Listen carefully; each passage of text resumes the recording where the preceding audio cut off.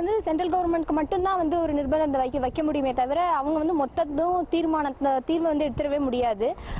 இவங்க வந்து என்ன பண்ணலாம்னா வர்த்தக ரீதியான தாக்கங்களை வந்து அவங்க மேல ஏற்படுத்தலாம். வர்த்தக ரீதியான தாக்கங்கள் ஏற்பட்டா இந்த பிரச்சனை ஒரு முடிவுக்கு வரும்.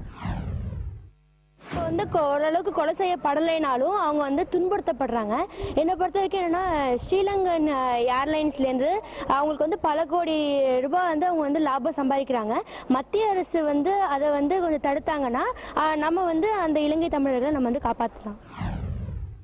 ராஜபக்ஷ அவர்கள் ஆட்சியில் இருந்தபோது இந்த பிரச்சனை வந்து நடந்துகிட்டு தான் இருக்கு தொடர்ந்து.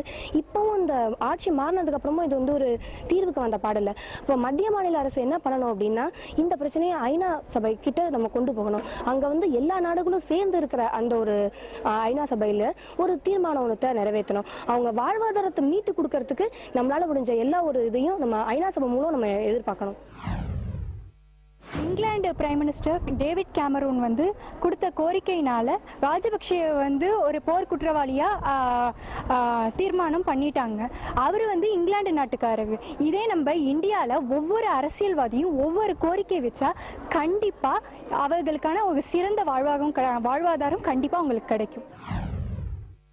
இப்ப இலங்கை தமிழர்கள் வந்து இலங்கையில துன்புறுத்தப்படுறாங்க, ரொம்ப கஷ்டப்பட்டுட்டு இருக்காங்க அப்படிங்கிறது காலங்காலமா நடந்துட்டே இருக்கு. ஸோ இந்த பிரச்சனைக்கு என்ன தீர்வு கொண்டு வரணும்னா தமிழக அரசும் மத்திய அரசும் சேர்ந்து ஏதாவது ஒரு சரியான முடிவை வந்து கொண்டு வரணும். ஸோ அவங்க பக்கம் வந்து இவங்களுடைய முழு கவனத்தையும் செலுத்தி இவங்களுடைய அலட்சிய போக்கை வந்து கைவிட்டுட்டு அவங்களுக்கான தீர்வு என்ன கொண்டு வரணும் அப்படிங்கறத பார்க்கணும்.